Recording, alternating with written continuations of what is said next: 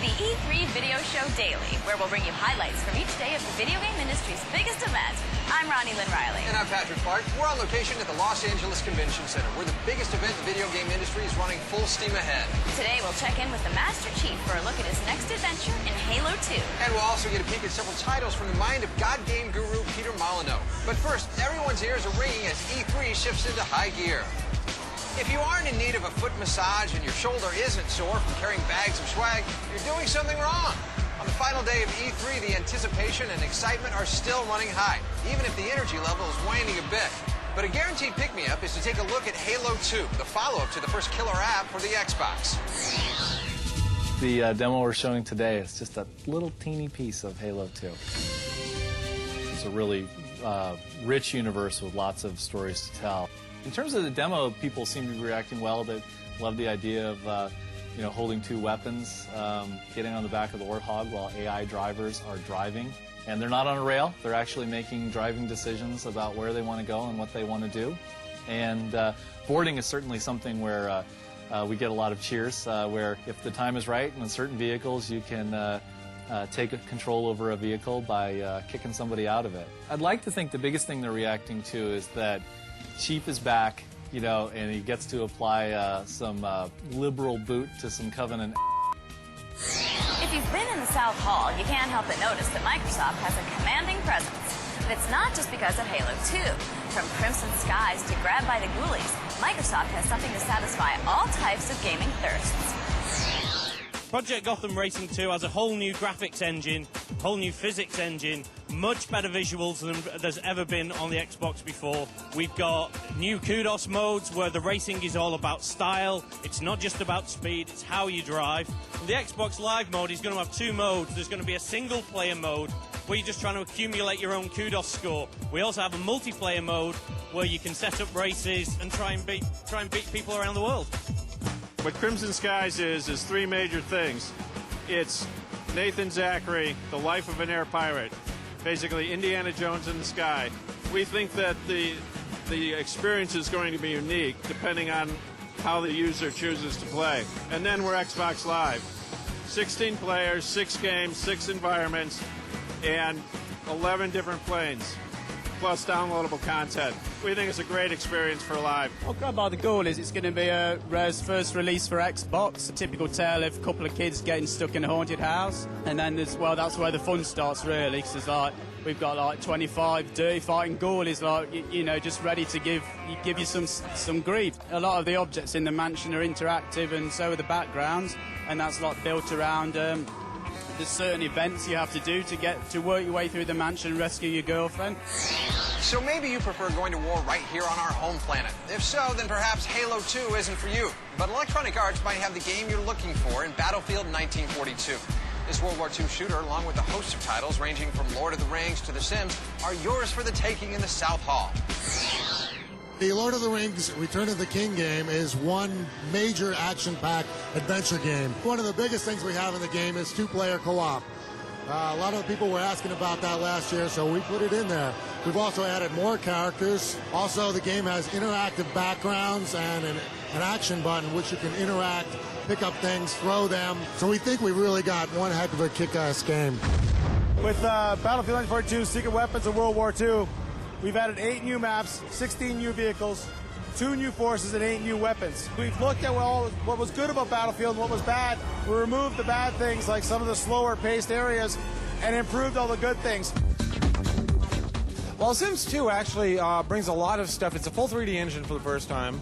And we've looked at a lot of what we can do on the next level of making the Sims aware of their environment. We're trying to make it so that if you know how to play The Sims 1, you already know how to play The Sims 2. So we don't want to make the game more complicated to play. What we want is to make the game kind of more fulfilling to play.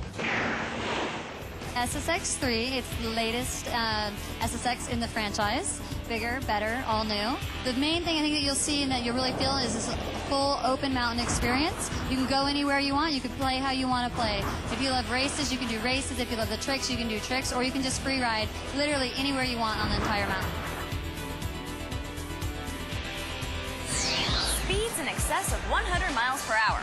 Tailgating so close you can see the radio dial in the car in front of you. No, I'm not talking about your driver's license test. Gran Turismo 4 is the ultimate racing simulation exclusively on the PlayStation 2. We went to the GT4 presentation here at E3 for a better look at the game. そうですね。車の楽しみがすべて。We hope to provide all of you with a Gran Turismo, so to say, universe where people can experience life with cars. The car is now more easier to drive due to the improvements to the physics engine. So another refinement or an area of renewal will be the AI engine in addition to the physics engine. And again, this is also for the first time in the franchise of Gran Turismo. We of course hope that the new AI engine will have or provide more human-like behavior than it has in the past. Activision is one of the top publishers in the world, and one look at what the Santa Monica-based company has as its booth will tell you why. From Pitfall Harry to Spider-Man 2, you can bet Activision's distribution house is always busy. We were at Activision's booth for the Grand Tour and to talk to some guy named Tony. Our new game, Tony Hawk Underground, is very story-driven. You know, it's about becoming a pro and being successful as a skater as opposed to just starting as one of the existing pros. It's about working your way up, you know, and getting noticed and competing and getting coverage and video. And the levels are much bigger, free roaming than they've ever been. We also have a new create a trick mode. You can create your own custom trick and you can create a skater that's going to be better than anyone you've ever seen. Pitfall Harry is a classic franchise for Activision. Originally appeared on the Atari 2600 system. We're bringing Pitfall Harry to the next generation game consoles. The game revolves around Pitfall Harry. He's in his classic setting, which is the jungles of South America. And Harry's on an expedition down there. The expedition runs into a little bit of trouble, and their plane goes down in a freak storm. What we're really striving for with this game is to take you to the next level of, you know, feeling like you're Spider-Man. We've got a Spider Sense mode. We've worked on the swinging system. If you were swinging from webs in Manhattan, you know, this is what it would feel like. So we actually anchor the webs to the buildings and, you know, let you swing like a pendulum. We never break Spider-Man's momentum. The storyline behind the game is going to tie into the movie that's coming out next year. Because it's a video game, we put in more, you know, supervillains than that. We can't disclose which ones yet, but Lizard will be in there. Switching gears from a skateboarding hawk to a space-traveling fuzzball, LucasArts has built its reputation on bringing the Star Wars universe onto consoles and PCs. But it isn't all about the Rebel Alliance, Empire, and the Jedi. Well, okay, so maybe it is. We went by the LucasArts booth for a look at Rogue Squadron 3, along with the rest of their games.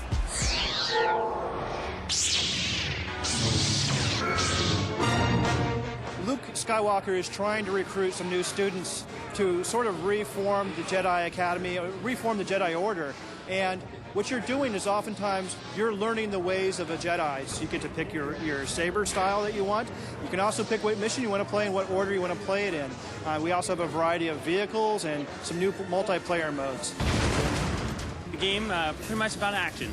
I like to call it an action game. You have a small band of Robin Hood-esque characters, unique in their personalities, and they're going for their ultimate heist to steal this Book of Rule. Along the way, they uncover this evil plot from the king and wind up saving the kingdom at the same time. In this game, we find out that Ben has uncovered a sinister plot to tear up the roads of the wasteland. He's got to use his fists and his wits in order to get to the bottom of things. We've updated it, brought it to a full 3D world. Ben is back, and he is badder than ever. We're showing Rogue Squadron 3 Rebel Strike, and it's the first time the game is out in the open, and we're pretty excited about it. The big deviation from the main franchise, as you saw it in Rogue Leader, is basically we've got mech combat and we've got character combat. So basically, we didn't take it as Rogue Squadron is about flight, but it's about the whole Star Wars classic experience. So everything from the movies is in there. Blizzard is one of those rare companies that's established itself as a power in the realm of real-time strategy. The cult status its games have achieved is legendary, and the legend continues to grow as Blizzard is prepping both World of Warcraft and StarCraft Ghost for release. We were at their booth for a look at both of the highly anticipated titles. StarCraft Ghost. Basically what it is a tactical stealth action game set in the StarCraft universe. We basically take the player on a set of missions that are story-based. It's a mix of kind of like lone infiltration, covert ops sort of stuff. And then also, StarCraft's all about big war. So you're out on the battlefield in the midst of these huge battles. The world Warcraft. Right now, this is World of Warcraft. It's our newest, probably our greatest, in my opinion, game. It is a massively multiplayer online role-playing game. The imagery, the vividness, the life of this entire game is just awesome. It's so immersive. It's a fantasy online role-playing game. That means thousands of people are online at any given time. He's the gaming god who's made a name for himself creating god games. Peter Molyneux has been at the forefront of ambitious design and innovative gameplay since the days of Populous, and he's got a gaggle of games to show off this year, and we were lucky enough to catch a glimpse. I saw this game called Pong. I went to my grandmother's purse, I stole £50 and went down and bought this. That was the first moment, really, that I thought, you know, computers and games, you know, that sounds cool. What we're going to be showing is BC. One of the gameplay mechanics that we've got is this idea that you don't play a character, but you play a whole tribe. So just getting your other tribe members to learn to play the game with you is a new way of playing platform games. Fable is a role-playing game, and I've played lots of role-playing games where actually I didn't want to be the good guy at all. I wanted to be pretty mean and nasty, and that's certainly something you can do in Fable. You can be a nice guy, or you can be a nasty guy. It's completely and utterly up to you. If you look at the games that we're making at the moment, we're making them in a way that they haven't been approached before. That has its level of huge risks, but nowadays you have to take those risks. That's all for today's Video Show Daily. The Expo is now in the home stretch as another E3 will soon be in the books. It's been our pleasure bringing you the biggest stories each day. For Patrick Clark, I'm Ronnie Lynn Riley. See you next year.